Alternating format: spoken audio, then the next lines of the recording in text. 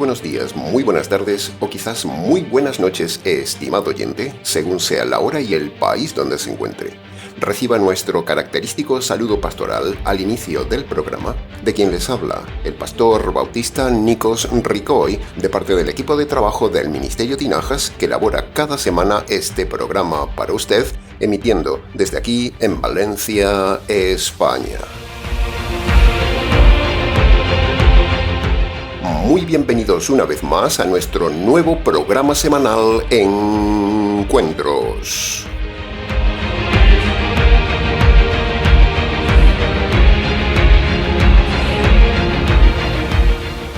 Estamos ya, estimado oyente, en un nuevo programa de la serie del estudio expositivo de la primera carta de Pedro. Llegamos hoy al programa número 26 de la serie. Muchas gracias por estar ahí siguiéndonos programa a programa. Estamos con usted con todo el corazón. El estudio expositivo es largo, detallado, laborioso, pero es la única forma de comprender correctamente toda la palabra de Dios. El mensaje de hoy será más bien técnico, con definiciones gramaticales, lingüísticas, datos y demás cosas que parecen frías. Así que le ruego, síganos con atención.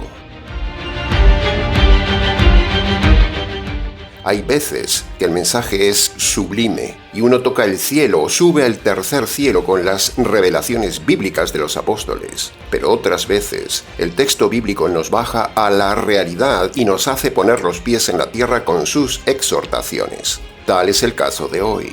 En la semana pasada tocamos el glorioso versículo 4 y en el día de hoy bajaremos a la tierra con la practicidad de los versículos 5, 6 y 7 del capítulo 5.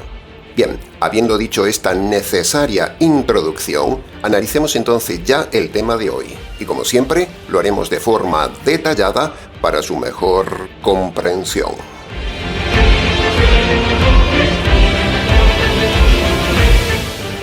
Entremos entonces en el análisis, comentario y enseñanzas del versículo 5, que, de forma parafraseada, dice así: Los jóvenes estén sujetos a los pastores. En cuanto a los demás, trátense unos a otros con humildad, porque Dios resiste a los soberbios y da gracia a los humildes. Punto número 1. Pedro, después de hacernos subir al cielo con el versículo 4, ahora nos habla de los jóvenes en la tierra. La juventud, estimado oyente, es una etapa difícil, es una etapa que todos hemos pasado, es una etapa de transición marcada por profundos cambios físicos, emocionales y hormonales que impactan fuerte en el joven y que estremecen al joven. Así fue nuestra experiencia. El joven no está preparado de forma innata para una nueva vida y normalmente, está desprotegido para enfrentar la juventud porque no suele tener buenos padres ni buen pastor. El joven deja atrás la niñez y entra ahora en una etapa nueva, dura y tan larga como la niñez. Uno de los principales conflictos que recordamos de cuando éramos jóvenes es la búsqueda de la identidad. El joven se hace preguntas, muchas preguntas. ¿Quién es? ¿Qué quiere ser de mayor? ¿Cuál es su propósito en la vida? Quiere saber las respuestas existenciales, quiere conocerlo todo y ya, porque está lleno de preguntas y de energías. Y esta realidad que hemos vivido todos, o casi todos, en la juventud, nos genera inseguridad y lucha interna. Pero el mayor problema era que no teníamos ayuda para enfrentar la juventud. Aquellos días fueron duros, y más que no teníamos quien nos orientara con la verdad. Las ideas y deseos innatos que brotaban desde dentro de nosotros en aquellos días chocaban contra la sociedad, contra la iglesia y contra la familia, que tenían establecidas sus ideas bien rígidas, y uno como joven no las aceptaba. Entonces, el joven ante esto deriva generalmente en rebelión.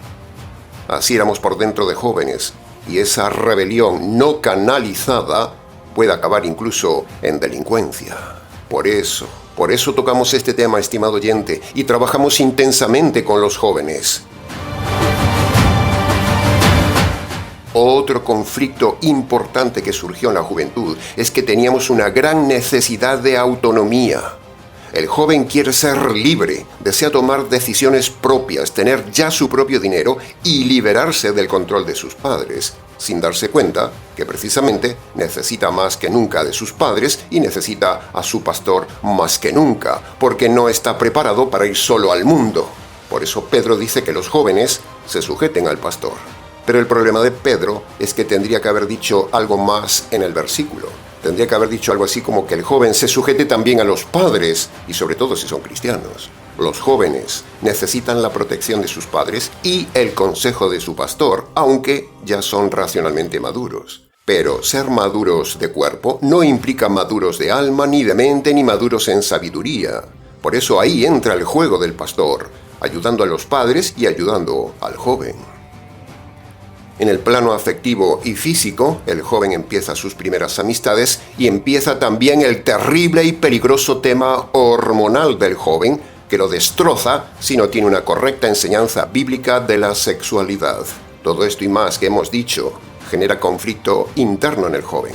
Por eso el joven necesita un buen pastor y por eso el pastor debe estar preparado para atender a los padres y a sus jóvenes en la sexualidad, en el dinero, en el evangelio y en el sufrimiento.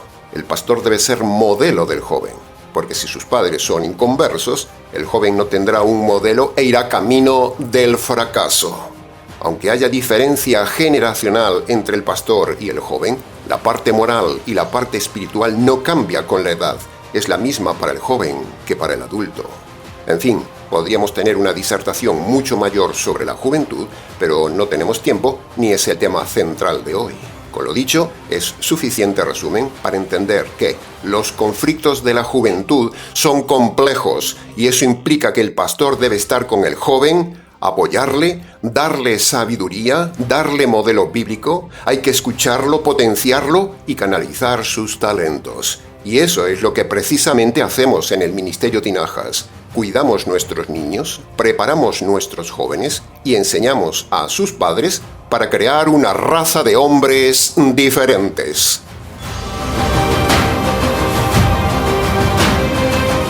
Pedro dice que el joven esté sujeto al anciano. Bien, pero Pedro no dice nada de que el anciano debe estar preparado para ayudar al joven, eso no lo dice. No solo se trata de que el joven se someta al pastor, sino que el pastor debe ser modelo y estar preparado para atender al joven. Todo esto hay que decirlo. ¿Qué sentido tiene sujetarse a un pastor que es ignorante y no tiene ni idea de la psicología del joven? En fin, en el Ministerio Tinajas les damos todas las herramientas éticas, morales y espirituales para que nuestros jóvenes del ministerio y los jóvenes de la audiencia crezcan seguros en la vida. Un joven protegido y enseñado hoy es un delincuente menos mañana.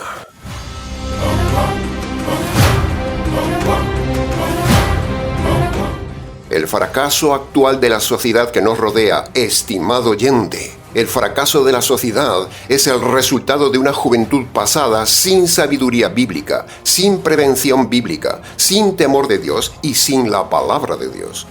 La grandísima mayoría de las personas ya maduras, incluso que nos escuchan, llevan en sus almas la carga de 1000 errores cometidos en su juventud y por eso ahora sufren las consecuencias de sus malas decisiones tomadas en su juventud.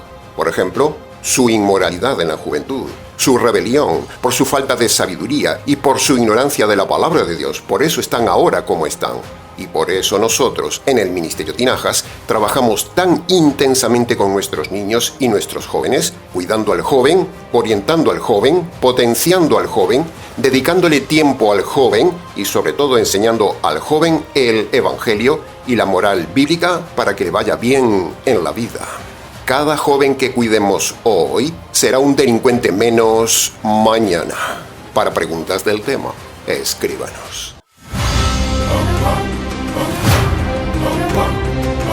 Punto número 2.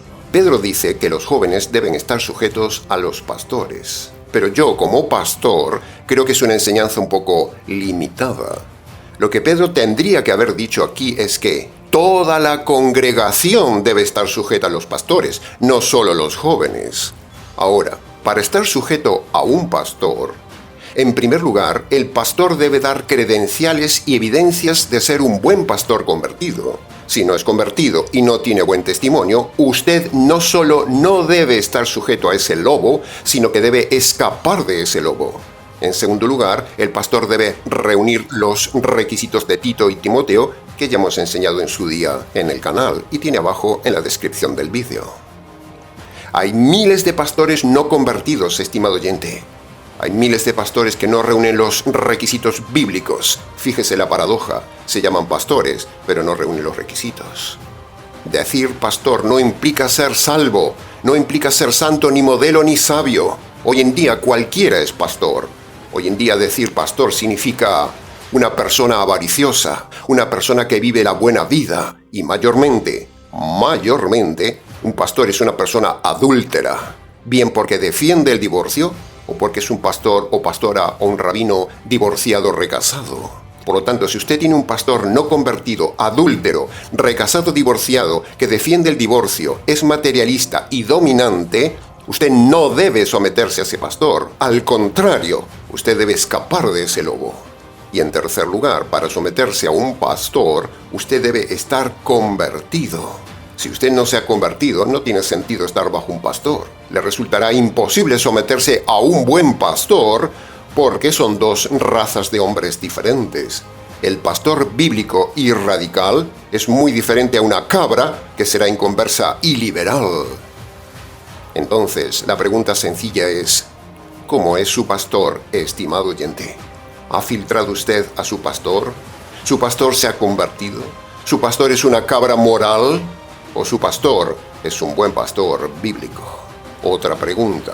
¿Está usted cercano a su pastor? ¿Es usted dócil al pastor? ¿Se preocupa usted por el pastor? ¿Está usted sometido a su pastor?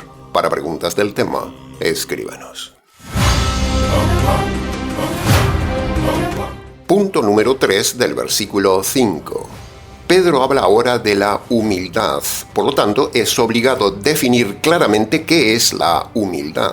Bueno, hay muchos conceptos de humildad según sea la fuente que usted consulte. Pero nosotros vemos en la Biblia que la verdadera humildad bíblica es esta: la actitud de aceptar siempre la verdad.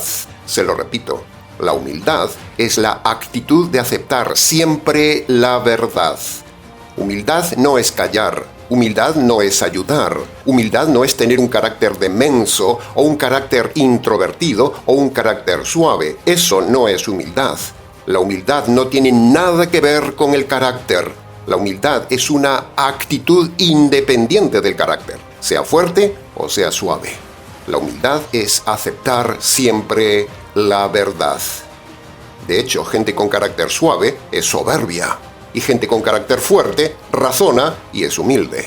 Humildad es aceptar siempre la verdad, sea cual sea su carácter. Así que examínese a usted mismo, estimado oyente, si usted es soberbio o humilde cuando le dicen la verdad.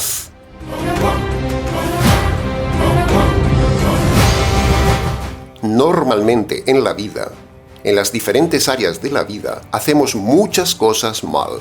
Y ahí llega el momento clave de ver si uno es humilde o no, cuando la persona que le corrige, usted la recibe con actitud humilde y callada, o por el contrario, cuando a usted le corrigen, usted reprocha, usted se altera, usted se justifica, usted le da vueltas a las cosas, usted se resiste a recibir lo que le dicen. ¿Cómo actúa usted, estimado oyente, cuando alguien le dice la verdad? La soberbia es lo contrario a la humildad. La soberbia es la actitud de resistirse a la verdad.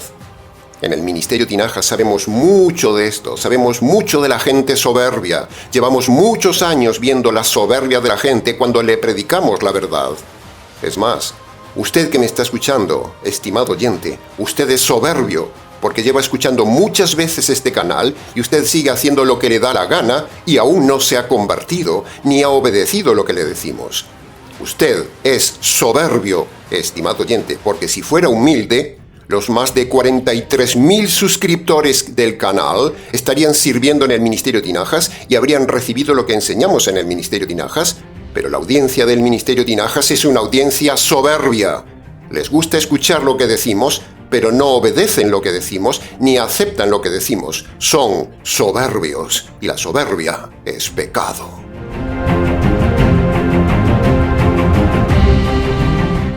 Cuando respondemos una carta, ahí vemos en las respuestas de la gente si la gente es soberbia o humilde. Cuando damos una clase, ahí vemos si la gente es soberbia o humilde. Cuando damos una conferencia, ahí vemos si la gente es mansa o soberbia. Cuando exhortamos a alguien de forma personal en algún aspecto de su carácter, ahí vemos al instante si la persona es humilde o soberbia. Cuando cada semana damos un mensaje, ahí vemos si la audiencia es humilde o soberbia.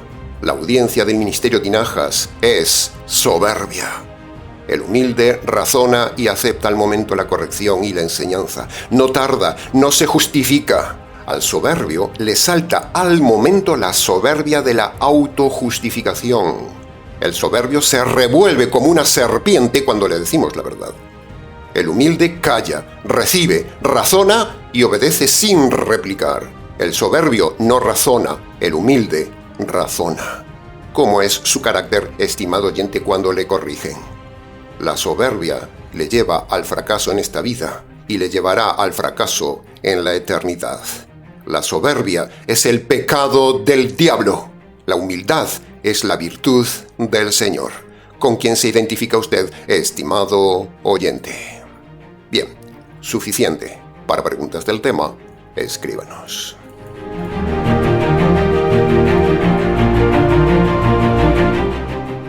Punto número 4 del versículo 5. Dice: Dios resiste a los soberbios.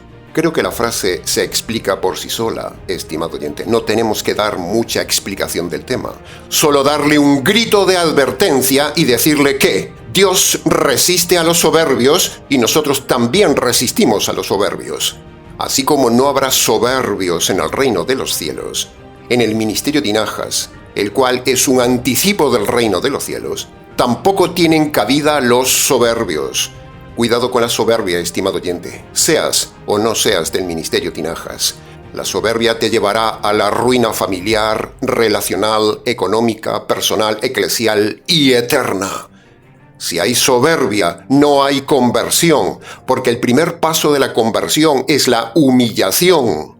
Por lo tanto, si una persona es soberbia, eso significa que nunca se ha convertido. Lo hemos dicho muchas veces en el canal. Si usted es soberbio, si su pastor lo confronta y usted se resiste, si usted no obedece, si usted se justifica, si usted no acata, si usted no se humilla, si usted no cambia, entonces esa evidencia muestra que usted es un perdido, aunque se sepa de memoria toda la doctrina que enseñamos, aunque nos haya dicho que ha obedecido Marcos capítulo 1 versículo 15. ¡Mentira! Usted no ha obedecido nunca Marcos capítulo 1 versículo 15, porque el primer requisito de Marcos capítulo 1 versículo 15 es el arrepentimiento, y el arrepentimiento implica humillarse y dejar la soberbia. Así que si usted sigue siendo soberbio, sigue pecando con la soberbia, usted nunca se ha convertido. Usted es un autoengañado. Usted es un perdido. No se engañe. Hemos visto a lo largo de la vida en el ministerio Tinajas mucho soberbio, mucho retorcido, mucho engañado que se cree que porque ha aprendido de memoria Marcos capítulo 1 versículo 15 y ha aprendido la justicia de la cruz, ese necio o necia se cree que con eso ya es salvo sin darse cuenta que la soberbia es evidencia de que no ha pasado nunca por el arrepentimiento de Marcos capítulo 1 versículo 15, porque el arrepentimiento, como hemos dicho, es humillación e implica reconocer la soberbia y abandonar la soberbia. Si usted no ha abandonado la soberbia, usted es un perdido, punto. Si usted resiste lo que enseñamos, Dios lo resistirá a usted, porque el ministerio Tinajas es un ministerio de Dios, y eso implica sufrimiento y terror eterno para usted. Tenga cuidado con su soberbia, estimado oyente. Aún está a tiempo de humillarse antes de que Dios le quite la vida. En el ministerio Tinajas somos radicales. No soportamos ni admitimos la soberbia ni a los soberbios. Los expulsamos, así como el Señor expulsó al instante al diablo del cielo por soberbio. La soberbia es el pecado del diablo. No queremos diablos en el ministerio Tinajas. La soberbia le llevará a la condenación eterna, estimado soberbio. No importa que usted diga que se ha convertido, nos importa muy poco. Si usted es soberbio ante la corrección pastoral, nosotros le decimos delante de Dios y de los ángeles que usted es soberbio, retorcido, terco, independiente y un perdido. No importa que me diga que es salvo por medio de Marcos capítulo 1 versículo 15. No le creo. Punto. Deje de ser soberbio, deje de ser cristiano de sofá, deje de ser de plástico, deje de autoengañarse. Deje de ser del grupo de esa audiencia tibia que aplaude el mensaje que damos, pero no mueve ni un dedo por humillarse. Esa frase de Pedro que dice, Dios resiste a los soberbios, le invito a leerla para sí mismo en primera persona. Hágalo y sonará más o menos así. Dios me resistirá por soberbio. ¡Wow! El que escuche, entienda. Jaque a los soberbios.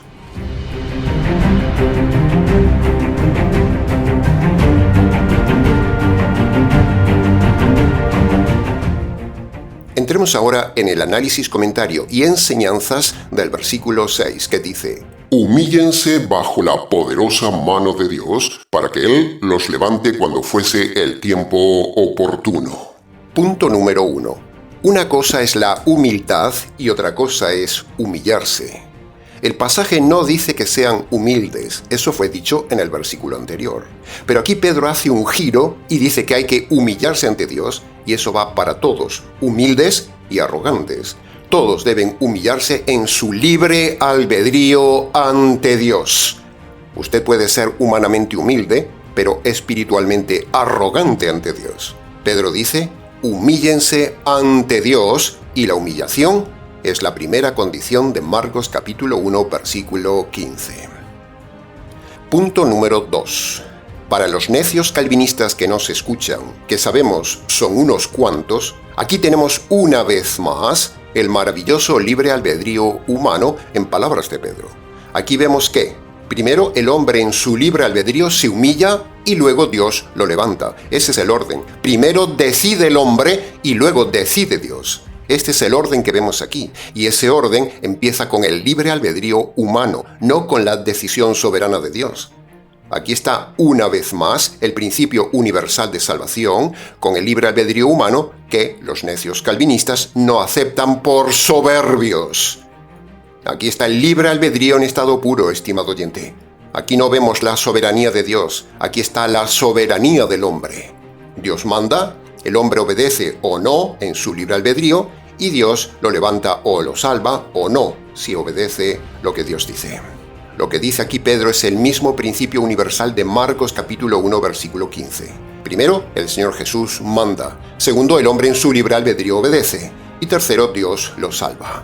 El argumento a favor del libre albedrío aquí es irrefutable. Bendito sea el libre albedrío. Jaque a los retorcidos calvinistas. Y punto número 3 del versículo 6. Pedro habla de la poderosa mano de Dios. Una frase intensa, una frase para temblar, estimado oyente. La poderosa mano de Dios. Aquí la escritura truena. Sí, la escritura truena con cada letra de esta frase. Esta frase estremece, estimado oyente. Es una frase para ser clamada con vigor, con intensidad, con tono firme y fuerte. Es una frase que debería helar la sangre en sus venas y al mismo tiempo esa frase debe encender un volcán en nuestro mensaje. Esa mano es la que esculpió las galaxias y arrojó las estrellas al vacío con un solo gesto. Esa mano de Dios es de autoridad. Esa mano poderosa de Dios recoge todos los océanos. Esa mano no solo es creadora, es una mano de justicia, es una mano que no pide permiso. Esa mano manda, castiga y destruye. Es para temblar. No olvide que esa mano es la misma mano que creó el universo, la misma que hizo las maravillas del Antiguo Testamento.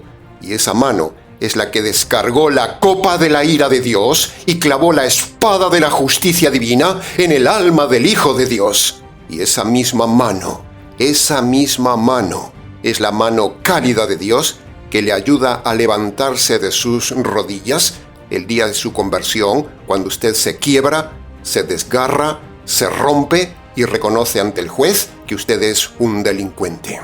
Esa mano es la mano poderosa, la mano del juez del universo que puede llamarle a cuentas en cualquier momento.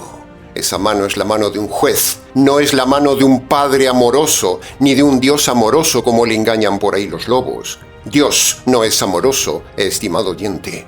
Dios no es padre del inconverso. Eso es una mentira de la religión, tanto católico-romana como evangélico-cristiana. Dios es un juez con mano de hierro, implacable, con mano poderosa para aplicar la justicia poderosa a todo hombre soberbio y delincuente. Tiemble, estimado oyente, tiemble ante la poderosa mano de Dios, que un día, de un golpe certero, lo lanzará a usted al pozo del lago de fuego ardiente. Esa mano un día le golpeará fuerte y lo dejará cao. Usted no puede contra Dios. Dios, con tan solo un dedo de una mano, lo puede aplastar. Tiemble, estimado oyente, tiemble ante la poderosa mano de Dios y humíllese ante ella hoy, antes de que ella lo aplaste y le quite la vida.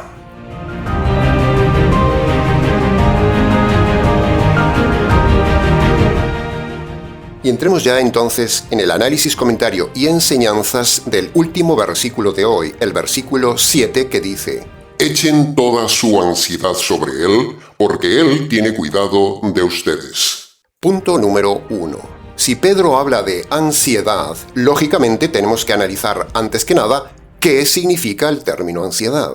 Bien, podríamos definir la ansiedad como un deseo intenso sin control hacia algo. Esa sería la definición general. Y si ese deseo se desequilibra y lo controla, se convierte en un trastorno del alma, se convierte en pecado que carga el alma y le mata el alma.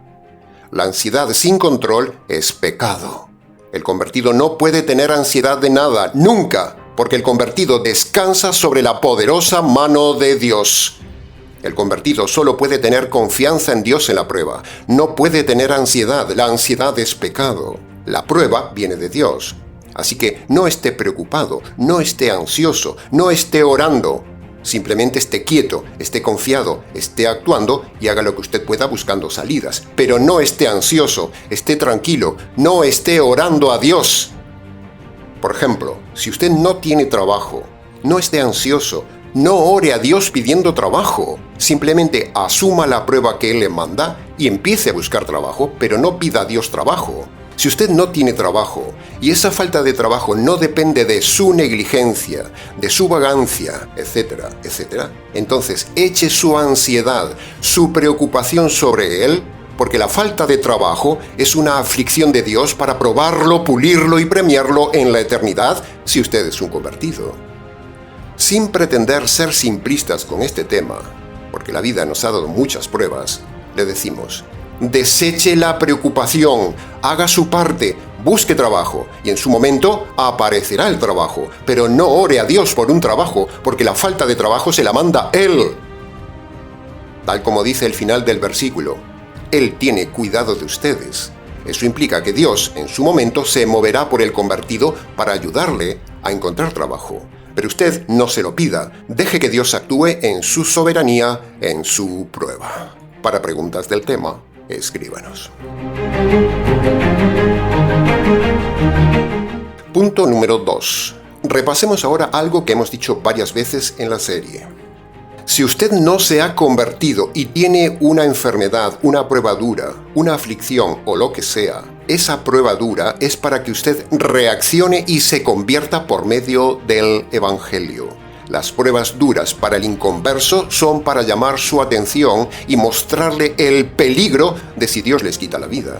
Esas pruebas son para que reaccione, estimado inconverso. Son para que usted vea la vaciedad de esta vida, la fragilidad de esta vida y se prepare para cuando Dios le quite la vida. En cambio, el mismo problema, la misma enfermedad, la misma angustia, la misma carencia, pobreza, falta de trabajo y aflicción en el convertido es para probar si se ha convertido. Es para pulir su carácter y es para darle un día responsabilidad y premio en el reino de los cielos. Esta es la forma correcta de asumir las aflicciones de la vida, estimado oyente. Este es el verdadero mensaje y enseñanza sobre el sufrimiento, sea convertido o no sea convertido. Así que no sea indiferente cuando le pasa algo duro, no caiga en ansiedad, sino reflexione en lo espiritual. ¿Cuál será el mensaje que Dios quiere darme por medio de esta aflicción? Bien, queda dicho el repaso. Era necesario. Para preguntas del tema, escríbanos.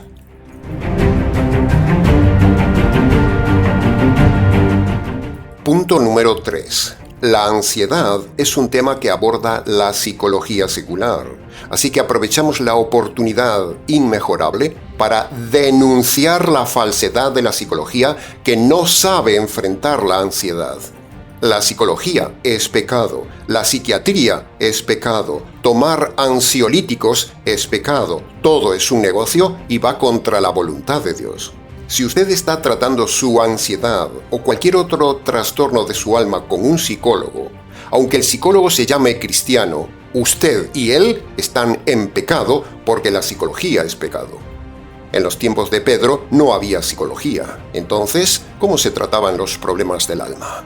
¿Cómo se trataba la ansiedad? ¿Cómo se trataba la angustia? ¿Cómo se trataba la depresión o los trastornos compulsivos? ¿Cómo? La Biblia es el mejor manual de psicología a lo largo de los siglos, estimado oyente, hasta que la soberbia humana decidió desechar el consejo bíblico e inventó la psicología. La psicología es aire, es basura, es pecado, es errada, es antibíblica, es perder tiempo y es tirar dinero. Toda persona que practica, toda persona que estudia, trabaja o enseña la psicología, por mucho que se llame cristiano, está en pecado. Esa persona es inconversa y está perdida. La psicología es antibíblica. No vemos la psicología en ninguna carta de Pedro, ni tampoco vemos la psicología en ninguna carta del Nuevo Testamento. Los apóstoles no usaban la psicología del mundo para consolar el alma. Pedro no dice que la mejor forma de tratar la ansiedad, como cualquier otra forma de trastorno del alma, sea la psicología. Al contrario, para tratar la ansiedad, primero, es necesaria la conversión y segundo, la terapia bíblica. Sin conversión y sin terapia bíblica nunca habrá liberación de la ansiedad ni de ningún trastorno del alma.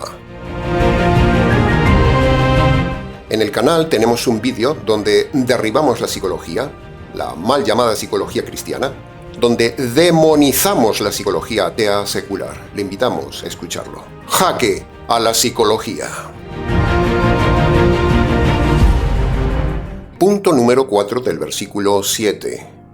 Otro punto que nos enseña Pedro en este pasaje y que necesitamos repetir hasta el cansancio es el siguiente punto técnico. Este pasaje, estimado oyente, es solo para personas convertidas, no para personas religiosas, no para todo el mundo. Cuando Pedro dice ustedes, se refiere solo a personas que se han convertido por medio del Evangelio, no a personas que han repetido una oración de fe, no a personas que leen la Biblia, no se refiere a católicos, no se refiere a calvinistas, no se refiere a religiosos, no se refiere a la gente que va a las iglesias, no. El pasaje no es para todo el mundo. Si usted lee este pasaje sin tener en cuenta que ese ustedes es solo para gente que se había convertido, entonces usted estará engañándose. Ese es el grandísimo y gravísimo problema de los pastores de hoy, que cuando leen este pasaje o cualquier pasaje del Nuevo Testamento a toda la gente y le dicen, Dios tiene cuidado de ustedes, ese lobo está mintiéndoles, haciéndoles creer a todo el mundo que ese ustedes es para ellos. Pero ese ustedes no es universal. Ese ustedes es limitado solo a los salvos por medio del Evangelio. Por cierto, estimado oyente, ¿es usted salvo? ¿Sabe usted cómo salvar su alma? ¿Tiene usted los pecados perdonados? ¿Se ha convertido por medio de Marcos capítulo 1, versículo 15? ¿O usted cree que por repetir una oración, aceptar a Jesús en el corazón y levantar la mano, ya con eso es salvo? El gran engaño de los pastores, líderes, pastoras y sacerdotes de hoy es que ese ustedes se lo aplican a toda la audiencia, haciéndoles creer que son hijos de Dios o que son salvos. ¿Se da cuenta de la gravedad de este importante tema técnico? El pastor permite entrar en su iglesia a todo tipo de alimañas, ratas, cerdos, víboras, hienas, cabras, serpientes, alacranes, arañas, lobos, escorpiones y demás alimañas. Todos esos entran en la prédica del domingo y el pastor les dice: hermanos, aquí la Biblia dice que Dios tiene cuidado de ustedes. Eso es mentira. El pastor es un cobarde. No es capaz de decir a esa audiencia que todos son cabras y que ese pasaje no es para todos, solo es para los salvos. El pastor que hace creer que un pasaje de la Biblia es para todos es un engañado engañando. Haga la prueba. Escuche cualquier pastor y verá que le llama hermano. O si quiere, si usted es valiente, pregúntele al pastor si ese pasaje de Pedro es para todos y muy seguramente no le aclarará que es solo para gente convertida por medio del Evangelio. Haga la prueba. Las cabras son engañadas cada domingo haciéndoles creer que son salvos mal utilizando estos pasajes de la Escritura. La gran mentira de cada domingo es decirle a la gente que es salva. El principio universal de interpretación bíblico básico es que la Biblia no es para todo el mundo, es solo para los salvos. El gran dolor de nuestra alma, estimado oyente, el gran dolor como pastor, es ver a los lobos haciéndole creer a una cabra que es una oveja. Esa es una de las mayores mentiras del mundo religioso, mal llamado cristiano. Ahora, escuche con atención la siguiente lista de iglesias, a ver si usted está en alguna de ellas. La moderna iglesia emergente, el movimiento misionero mundial, los calvinistas reformados, los anglicanos, los católicos romanos, los unitarios, todas las iglesias pentecostales o carismáticas, la Iglesia de la Luz, la Iglesia Universal, el G12, la secta de Witness Lee o el llamado Oráculo de Dios, la Iglesia de la Teoterapia, los Pare de Sufrir y Solo Jesús, los adventistas, los presbiterianos, los de las iglesias de Sanidades, Prosperidad y Milagros, todas las iglesias que tienen apóstoles, todas las iglesias que tienen pastoras o mujeres líderes, los arminianos, los pelagianos y los luteranos, las asambleas de Dios, los bautistas liberales, la secta Creciendo en Gracia, la secta de la Cienciología, la secta del Camino Antiguo, la Iglesia del Avivamiento, la Iglesia del Millón de Almas, la Iglesia de Dios Sociedad Misionera Mundial, el Centro Mundial de Avivamiento, la Iglesia Casa de Dios, la Iglesia Cuadrangular, la Iglesia que cree que Dios es mujer, la secta que dice que Dios es madre, los masones, los mormones, los mesiánicos, el judaísmo, los metodistas, Casa sobre la Roca, Casa de Oración, la Iglesia en su presencia, la Iglesia de Dios Ministerial, la Iglesia de la Luz del Mundo, el Ejército de Salvación, todos los de Enlace, los mal llamados Testigos de Jehová, la Iglesia de la Unificación y un largo etcétera. Si usted está en alguna de estas iglesias, usted es una cabra y la carta de Pedro no es para usted. Que conste en acta.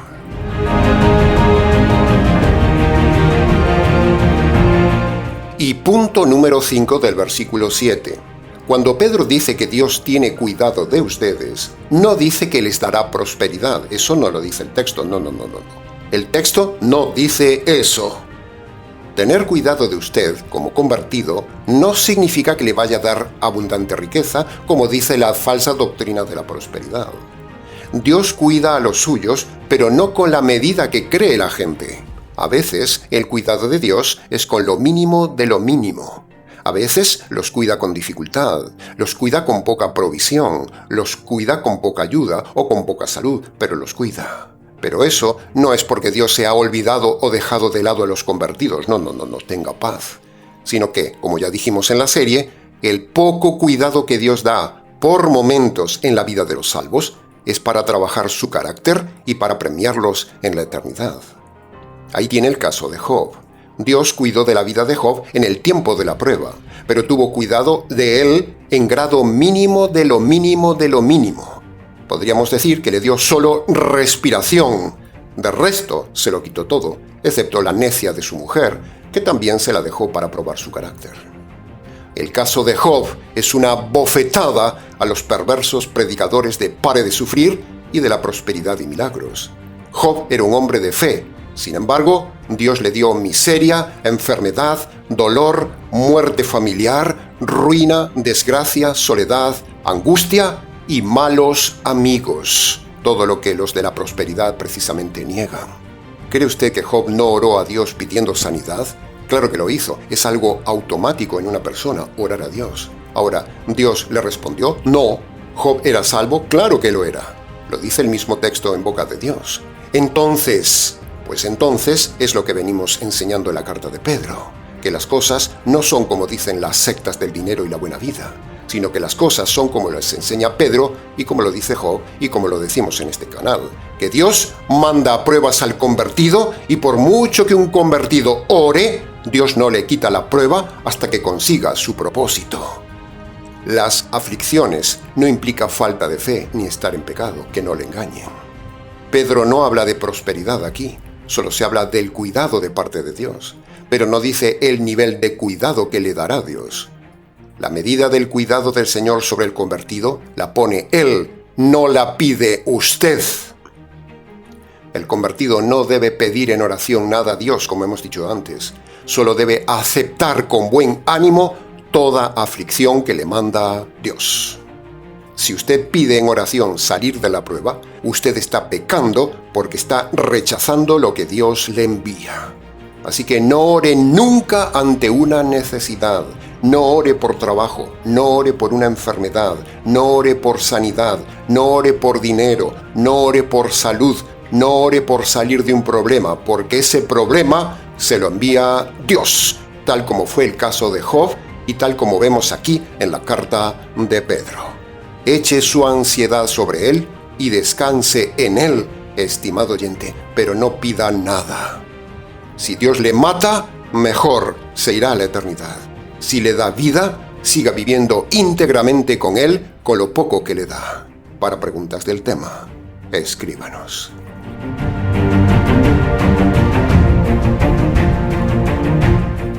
Ahora, habiendo llegado ya al final del programa, solo nos queda redirigir el tema de hoy al punto clave de siempre, la salvación de su alma. Para que usted sea perdonado por haber vivido en su juventud una vida loca, una vida inmoral, una vida de rebelión, una vida de pecado. Para que usted sea perdonado por haber vivido en las garras del pecado de la ansiedad. Para que usted sea perdonado por su desobediencia a su pastor. Para que usted sea perdonado por ser una persona soberbia. Para que usted sea perdonado por haber ido al psicólogo o al psiquiatra y haber tomado fármacos venenosos para su ansiedad. Para que usted sea perdonado de todos los pecados cometidos desde su juventud hasta ahora. Para que su alma pueda salvarse de la humillación eterna. Para todo esto y mucho más, usted necesita obedecer los dos requisitos que el Señor manda en Marcos capítulo 1 versículo 15, como tiene en pantalla. Primero, usted debe humillarse ante Dios, reconocer sus pecados y abandonarlos.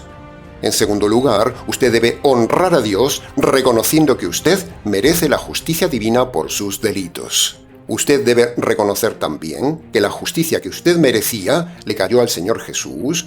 Y por último, usted debe apropiarse por la fe de esa justicia caída sobre el Señor Jesús. Cuando usted obedece todo esto, usted será perdonado de todos sus pecados y alcanzará un día la gloria eterna. Este es el verdadero y único método de salvación bajo el cielo. No hay otro.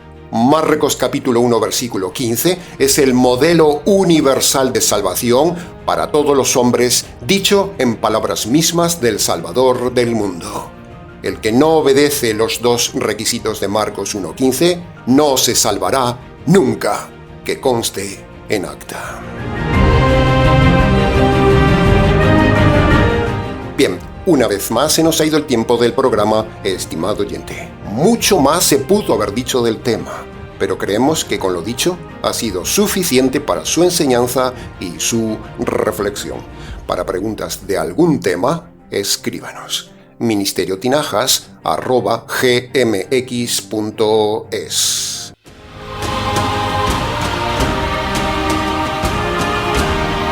Nada más por hoy, estimado oyente. Como siempre, les ha compartido este intenso programa quien les habla, el pastor y expositor bíblico Nikos Ricoy, emitiendo desde aquí, en Valencia, España.